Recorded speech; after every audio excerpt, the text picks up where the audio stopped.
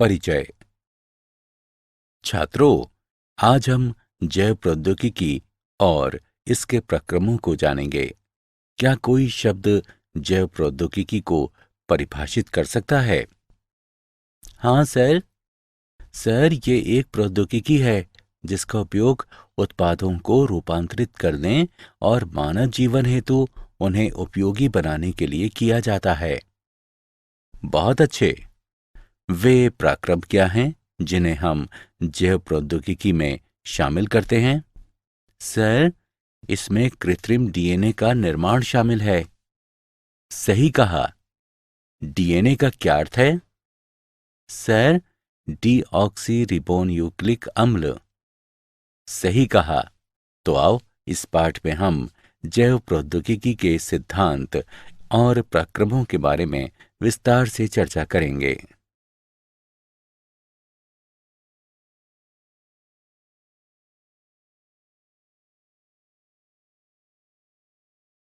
उद्देश्य। इस पाठ के अंत में आप निम्न करने में सक्षम हो जाएंगे: जैव प्रौद्योगिकी के सिद्धांतों का वर्णन करना, एक कृत्रिम पुनर्योगज डीएनए अणु के निर्माण का वर्णन करना, पुनर्योगज डीएनए प्रौद्योगिकी के साधनों का वर्णन करना, डीएनए खंड के पृथक्करण एवं विलगन की चर्चा करना, क्लोनिंग संवाहक का वर्णन करना, पुनर्योगज डीएनए प्रौद्योगिकी के प्रक्रमों का वर्णन करना। जैव प्रौद्योगिकी के सिद्धांत। जैव प्रौद्योगिकी एक तकनीक है जिसमें उत्पादों को बनाने या रूपांतरित करने, पौधों या जंतुओं में सुधार करने के लिए या विशिष्ट उपयोग हेतु सूक्ष्म जीवों का विकास करने के लिए जीवों का उपयोग किया जाता है।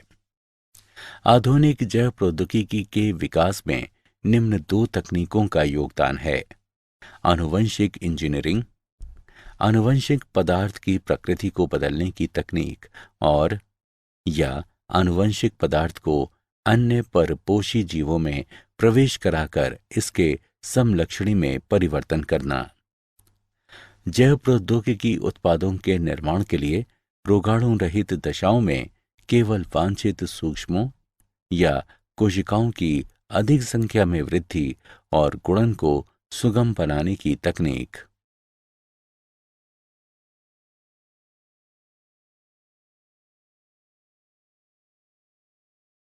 आनुवंशिक इंजीनियरिंग के सिद्धांतों का विकास। संकरण उत्पादों में सुधार के लिए पादप प्रजनन और जंतु प्रजनन में उपयोग की जाने वाली पारंपरिक विधि है। इसमें प्रायः वांछित जीन के साथ साथ अवांछित जीन का समावेश भी हो जाता है। संकरण की कमियों को दूर करने के लिए आनुवंशिक इंजीनियरिंग द्वारा पुनर्योगज डीएनए विकसित किया जा सकता है। विजातीय डीएनए या कृत्रिम डीएनए से जुड़ा परपोषी डीएनए पुनर्योगज डीएनए कहलाता है।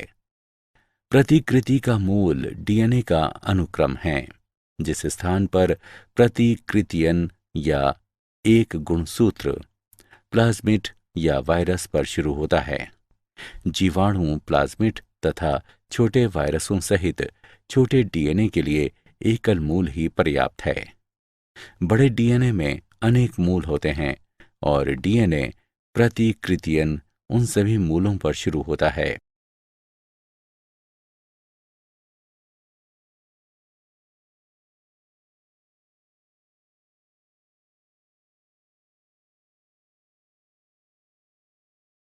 कृत्रिम पुनर्योगज डीएनए अणु का निर्माण। जब विजातीय डीएनए प्रतिकृति के मूल से जुड़ा होता है तो परपोषी जीव में डीएनए प्रतिकृति एवं गुणित हो सकते हैं। ये डीएनए क्लोनिंग कहलाता है। कृत्रिम पुनर्योगज डीएनए का निर्माण। प्लाज्मिड अतिरिक्त गुणसूत्र डीएनए हैं जो एक जीवाणु से दूसरे जीवाणु तक जीन या डीएनए स्थानांतरित कर सकते हैं।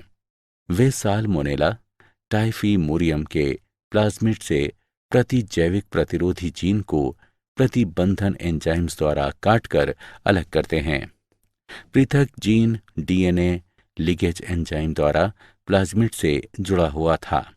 ये पुनर्योगित डीएनए पात्रे बनाता है जो प्रयोगशाला की दशाएं हैं। इस पुनर्योगज डीएनए को साल्मोनेला से काफी मिलते जुलते इशारिकिया कोलाई जीवाणु में स्थानांतरित किया जाता है। प्रतिजैविक प्रतिरोधी जीन ई कोलाई में प्रतिकृति बना सकते हैं और बहुप्रतियां बनती हैं। ये जीन क्लोनिंग कहलाता है। जीव के आनुवंशिक रूपांतर में निम्न चरण होते हैं: वांछित जीन युक्त डीएनए की पहचान, चिन्हित जीन का परपोषी में स्थानांतरण, स्थानांतरित डीएनए को परपोषी में सुरक्षित रखना तथा उसकी संतति में स्थानांतरित करना। पुनर्योगज डीएनए तकनीक के साधन। प्रतिबंधन एंजाइम। प्रतिबंधन एंजाइम न्यूक्लिएजेस कहलाने वाले एंजाइमों के वर्ग में आते हैं। ये एंजाइम डीएनए द्विकुंडलिनी को विशिष्ट अनुक्रम पर काट सकते हैं। ये दो प्रकार के होते हैं: एक्सोन्यूक्लिएज, एंडोन्यूक्लिएज। एक्सोन्यूक्लिएज ये एंजाइम डीएनए के सिरों से न्यूक्लियोटाइड को अलग करते हैं। एंडोन्यूक्लिएज ये डीएनए के भीतर विशिष्ट स्थलों पर काटते हैं। ये एंजाइम डीएनए में पैलिंड्रोमिक न्यूक्लियोटाइड अनुक्रम कहलाने वाले विशिष्ट अनुक्रमों की पहचान करते हैं। पैलिंड्रोमिक न्यूक्लियोटाइड अनुक्रम ये क्षार युग्म का अनुक्रम है जो पढ़ने के अभिविन्यास को समान रखने वाले दोनों लड़ियों में एक जैसा पढ़ा जाता है। निम्न अनुक्रमों को 5 प्राइम से 3 प्राइम दिशा में या 3 प्राइम से 5 प्राइम की दिशा में पढ़ने पर दोनों लड़ियों में एक जैसा पढ़ा जाता है। 5 prime GAATTC 3 prime, 3 prime CTTAAG 5 prime. प्रथम प्रतिबंधन एंडोन्यूक्लिएज हिंड 2 था।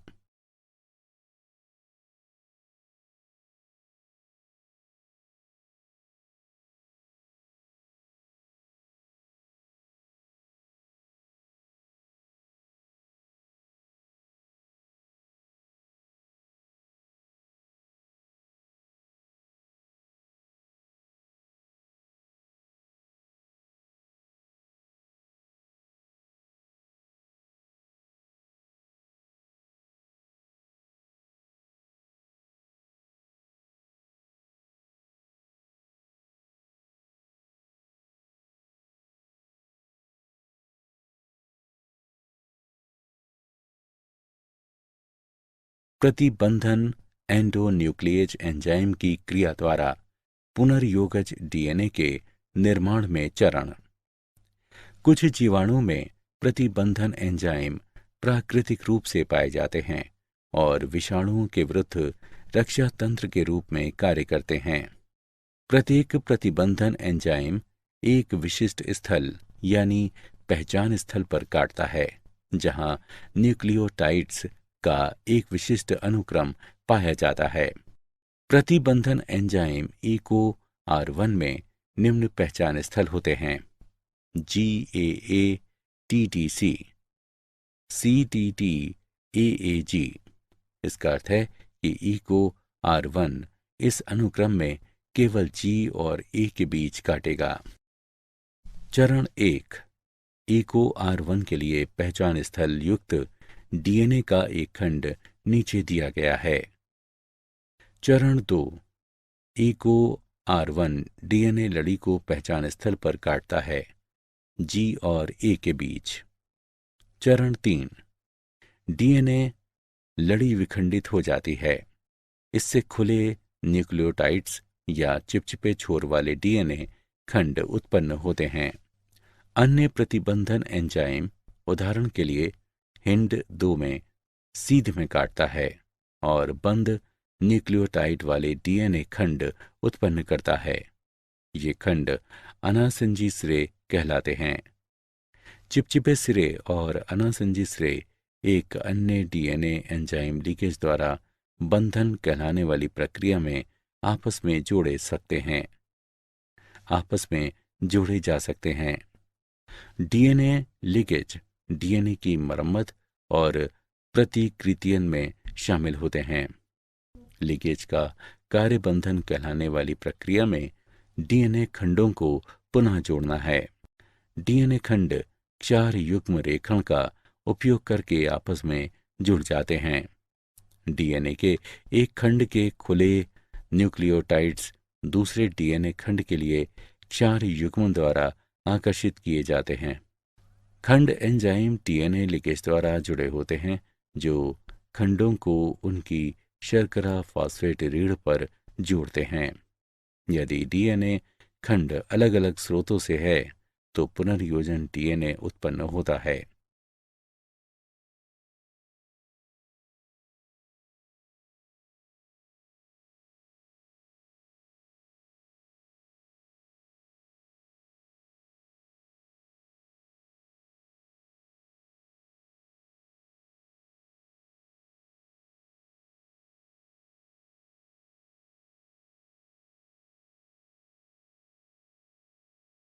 डीएनए का उत्पादन।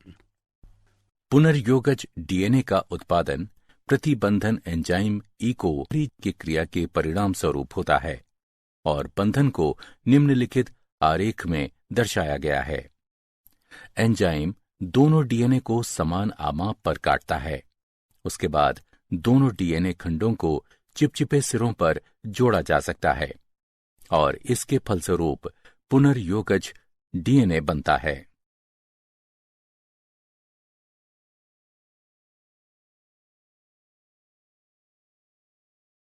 डीएनए खंड का पृथक्करण एवं विलकन। डीएनए खंडों को जेल इलेक्ट्रोफोरेसिस यानी विद्युत कण संचलन का उपयोग करके अलग किया जा सकता है।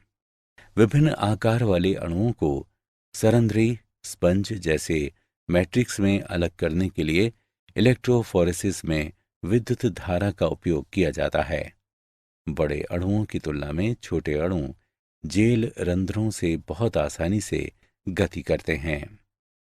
फिलचाप्र, जो सैमब्रुक और बिल सागडेन ने अत्यधिक शुद्ध समुद्री घास से बने एगारोज जेल का उपयोग करके डीएनए इलेक्ट्रोफोरेसिस तकनीक विकसित की है।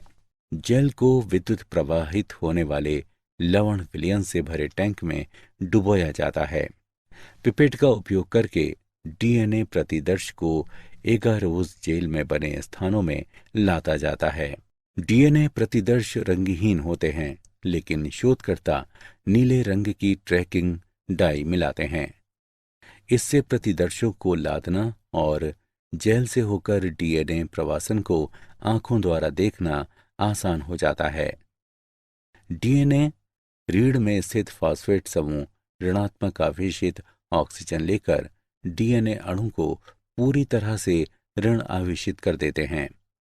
विद्युत धारा में ऋणात्मक आवेशित डीएनए इलेक्ट्रोफोरेसिस कक्ष के धनात्मक ध्रुव की ओर चले जाते हैं। डीएनए अणु एगारोज मैट्रिक्स के रंध्रों की रेप्टेशन, रेप्टाइल जैसे सप्र की तरह की क्रिया द्वारा जेल से होकर स्थानांतरित होते हैं। दिए गए समय में छोटे डीएनए खंड बड़े खंडों की तुलना में तेजी से गति करते हैं और अधिक दूर तक जाते हैं।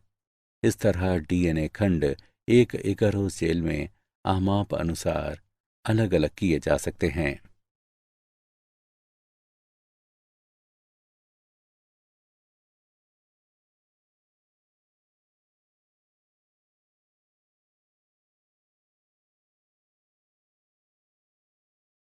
क्लोनिक संवाहक।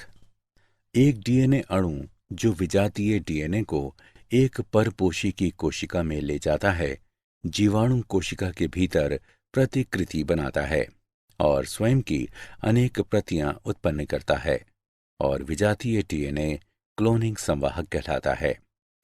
क्लोनिंग संवाहक प्रतिबंधन एंजाइमों के लिए अगले महत्वपूर्ण साधन हैं। सामान्य क्लोनिंग संवाहक प्लाज्मिड और जीवाणु भोजी हैं। एक संवाहक में क्लोनिंग को आसान करने के लिए निम्न विशेषताओं की आवश्यकता होती है। प्रतिकृतियन की उत्पत्ति यानी मूल। यह एक अनुक्रम है जहां से प्रतिकृतियन की शुरुआत होती है और डीएनए का कोई भी टुकड़ा जब इस अनुक्रम से जुड़ जाता है तो अगली कोशिकाओं में प्रतिकृतियन कर सकता है। वर्ण योग्य चिन्हक। मूल ओरी के साथ संवाहक को वर्ण योग्य चिन्हक की भी आवश्यकता होती है जो रूपांतरजों और अरूपांतरजों की पहचान करने में सहायता करते हैं। उदाहरण के लिए एम्पिसिलिन, क्लोरैम्फेनिकोल, टेट्रासाइक्लिन आदि जैसे प्रतिजैविकों के प्रति प्रतिरोध क्रोडित करने वाले जीनों का वर्ण योग्य चिन्हकों के रूप में उपयोग किया जाता है। रूपांतरण ये एक प्रक्रिया है जिसके द्वारा एक डीएनए खंड को परपोषी जीवाणु में प्रवेश कराया जाता है।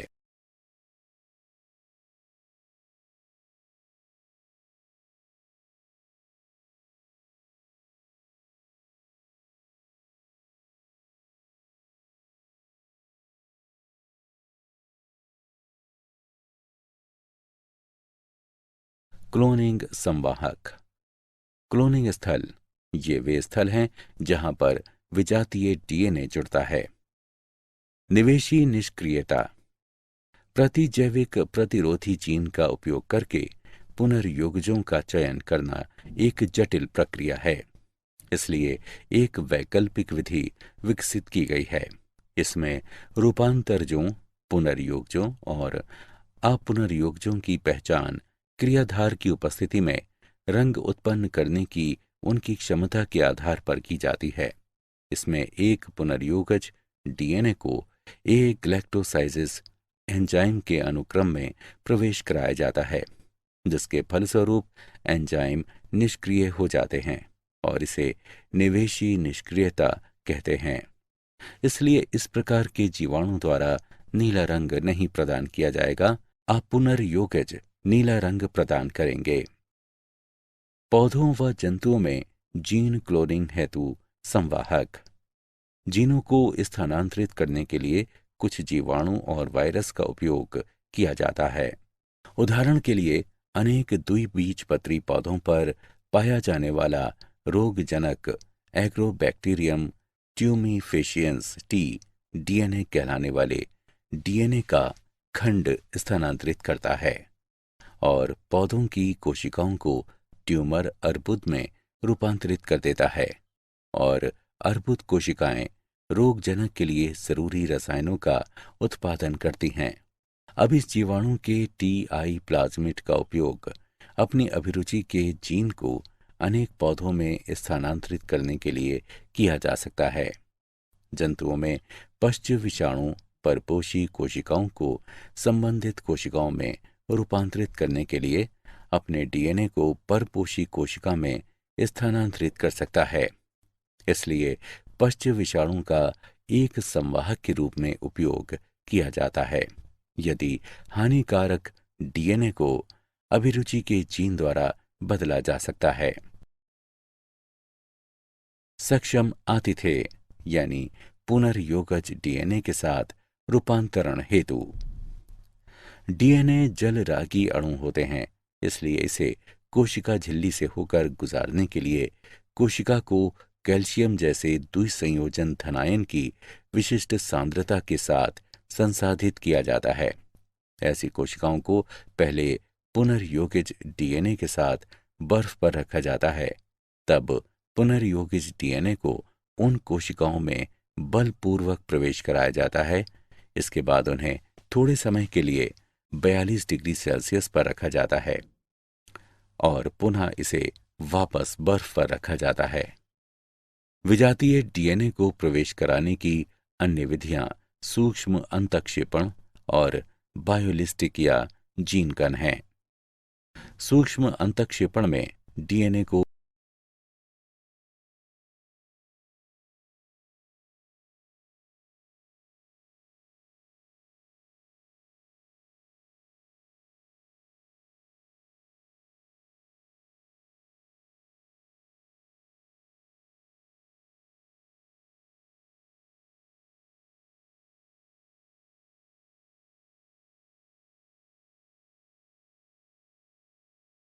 पुनर्योगज के पराक्रम।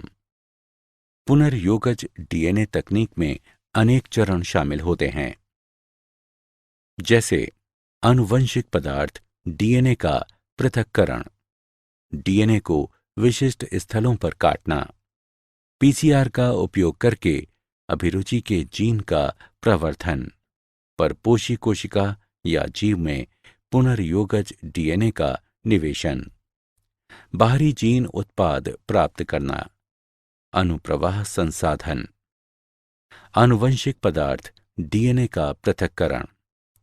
प्रतिबंधन एंजाइम की क्रिया के लिए डीएनए को शुद्ध रूप में प्राप्त किया जाना चाहिए। ये लाइसोजाइम, सेलुलोज, काइटिनेज जैसे एंजाइमों से जीवाणु कोशिकाओं को संसाधित करके किया जाता है। डीएनए हिस्टोन, प्रोटीन और आरएनए के साथ गुंधे रहते हैं।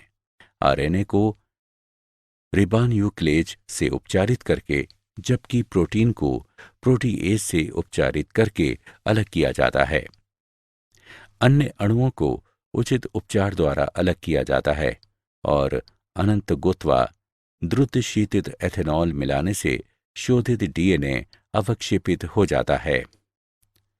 डीएनए को विशिष्ट स्थलों पर काटना। शोधित अणुओं को इष्टतम परिस्थितियों में रखने पर प्रतिबंधन एंजाइम का उपयोग किया जाता है। प्रतिबंधन एंजाइम की वृद्धि जांचने के लिए पाचन एगारोज जेल इलेक्ट्रोफोरेसिस का उपयोग किया जाता है। पुनर्योगज डीएनए तैयार करने के लिए स्रोत डीएनए से काटा गया अभिरुचि का जीन तथा खाली जगह के साथ कटे हुए संवाहक को मिश्रित किया जाता है और लिगेज मिलाया जाता है। पुनर्योगज डीएनए प्रौद्योगिकी के प्रक्रम। पीसीआर का उपयोग करके अभिरुचि के जीन का प्रवर्धन। पॉलीमरेज श्रृंखला अभिक्रिया यानी पीसीआर विशिष्ट डीएनए अनुक्रमों का घातांकी प्रवर्धन प्रदान करती है। पीसीआर के लिए आवश्यक है डीएनए टेम्पलेट, कोई भी स्रोत जिसमें एक या अधिक लक्षित डीएनए अणु होते हैं प्रवर्धित किए जाते हैं। उपक्रमक समान G+C सामग्री के साथ साथ लगभग 10 से 18 न्यूक्लियोटाइड्स के रासायनिक संश्लेषित अल्प न्यूक्लियोटाइड का युग्म उपक्रमकों के रूप में कार्य करता है, जो एक दूसरे के प्रति सीधे डीएनए संश्लेषित करते हैं। एंजाइम सामान्य रूप से उपयोग किए जाने वाले दो एंजाइम हैं, टैग पॉलीमरेज और वेंट पॉलीमरेज। ये 95 डिग्री सेल्सियस पर 1 से 2 मिनट तक बचे रह सकते हैं। इस तकनीक में 3 चरण शामिल हैं। 1. विकृतीकरण, लक्षित डीएनए का गलन। द्विलड़ीय डीएनए से इसकी पूरक लड़ियों को पृथक करने के लिए उच्च तापमान यानी 15 सेकंड के लिए 95 डिग्री सेल्सियस का उपयोग करके इसे विकृत किया जाता है। डीएनए संश्लेषण के लिए प्रत्येक पृथक एक लड़ीय डीएनए टेम्पलेट के रूप में कार्य करता है। 2. उपक्रमक तापानुशीलन। विकृत डीएनए लड़ियों के लिए 2 अल्प न्यूक्लियोटाइड उपक्रमकों का तापानुशीलन अतिरिक्त उपक्रमक मिलाकर और 60 सेकंड के लिए लगभग 68 डिग्री सेल्सियस तापमान कम करके किया जा सकता है। उपक्रमक हाइड्रोजन बंध बनाते हैं जो डीएनए अनुक्रम के दोनों सिरों पर डीएनए का तापानुशीलन करता है। 3. उपक्रमकों का विस्तार, बहुलकीकरण। डीएनए पॉलीमरेज उपक्रमकों को बढ़ाने के लिए उपक्रमक की बहुलकीकरण प्रक्रिया की शुरुआत करता है, जिसके परिणाम स्वरूप लक्षित डीएनए अनुक्रम की प्रतियों का संश्लेषण होता है। उपयोग किए जाने वाले 2 एंजाइम टैग पॉलीमरेज और वेंट पॉलीमरेज हैं। पुनर्योगज डीएनए प्रौद्योगिकी के प्रक्रम। परपोषी कोशिका या जीव में पुनर्योगज डीएनए का निवेशन। यदि पुनर्योगज डीएनए को जिसमें प्रतिजैविक एम्पिसिलिन प्रतिरोधी जीन स्थित होता है, ई कोलाई कोशिकाओं में स्थानांतरित किया जाता है, तो परपोषी कोशिका एम्पिसिलिन प्रतिरोधी कोशिकाओं में रूपांतरित हो जाती हैं। इस स्थिति में एम्पिसिलिन प्रतिरोधी जीन वर्ण योग्य चिन्ह कहलाता है। बाहरी जीन उत्पाद प्राप्त करना। विजातीय डीएनए जीन अभिव्यक्ति द्वारा वांछित प्रोटीन उत्पन्न करने के लिए प्रायः गुणित हो जाता है। जब प्रोटीन कूट लेखन जीन की किसी विषमजात परपोषी में अभिव्यक्त होता है तो इसे पुनर्योगज प्रोटीन कहते हैं। अधिक मात्रा में उत्पादों को उत्पन्न करने के लिए 100 से 1000 लीटर आयतन वाले बायोरिएक्टर का उपयोग किया जाता है। बायोरिएक्टर वृद्धि परिस्थितियों यानी तापमान, पीएच, क्रियाधार, लवण, विटामिन, ऑक्सीजन का उपयोग करके वांछित उत्पाद प्राप्त करने के लिए अनुकूलतम परिस्थितियां प्रदान करता है। प्रायः विलोडन प्रकार के बायोरिएक्टर का उपयोग किया जाता है जो सामान्यतः बेलनाकार होते हैं या जिनके आधार घुमावदार होते हैं। विलोडक बायोरिएक्टर में ऑक्सीजन उपलब्धता व उसके मिश्रण का काम करते हैं। विकल्पतः हवा बुलबुले के रूप में बायोरिएक्टर में भेजी जा सकती है। एक बायोरिएक्टर में निम्न घटक होते हैं: 1 प्रक्षोभक तंत्र, ऑक्सीजन प्रदाय तंत्र, झाग नियंत्रण तंत्र, तापक्रम नियंत्रण तंत्र, पीएच नियंत्रण तंत्र और प्रतिचयन प्रद्वार।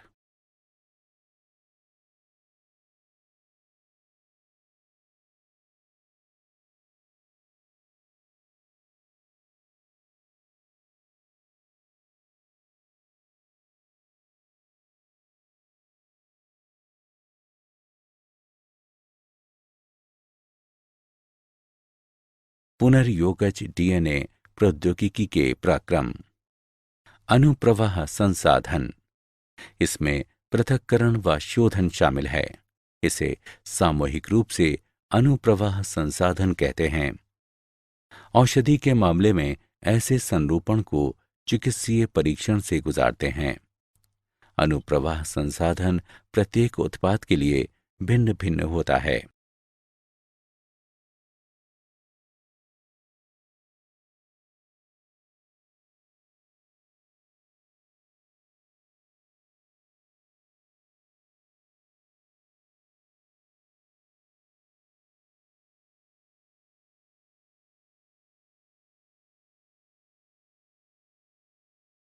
क्या आप जानते हैं आनुवंशिक रोगों से नवजात शिशुओं की मृत्यु के बारे में पहले से डॉक्टरों को ये पता कि इसके लिए कौन दोषी है चल जाता है।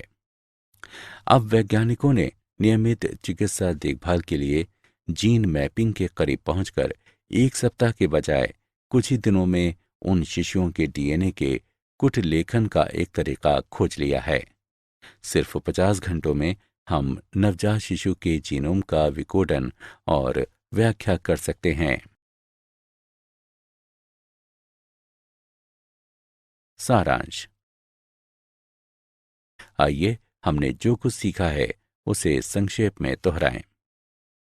जैव प्रौद्योगिकी एक तकनीक है जिसमें उत्पादों को बनाने या रूपांतरित करने, पौधों या जंतुओं में सुधार करने के लिए या विशिष्ट उपयोग हेतु सूक्ष्म जीवों का विकास करने के लिए जीवों का उपयोग किया जाता है। संकरण की कमियों को दूर करने के लिए आनुवंशिक इंजीनियरिंग द्वारा पुनर्योगज डीएनए विकसित किया जा सकता है। जब विजातीय डीएनए प्रतिकृति के मूल से जुड़ा होता है तो परपोषी जीव में डीएनए प्रतिकृति व गुणित हो सकते हैं। ये डीएनए क्लोनिंग कहलाता है। प्रतिजैविक प्रतिरोधी जीन ई कोलाई में प्रतिकृति बना सकते हैं और बहुप्रतियां बनती हैं। ये जीन क्लोनिंग कहलाता है। प्रतिबंधन एंजाइम डीएनए द्विकुंडलिनी को विशिष्ट अनुक्रम पर काट सकते हैं।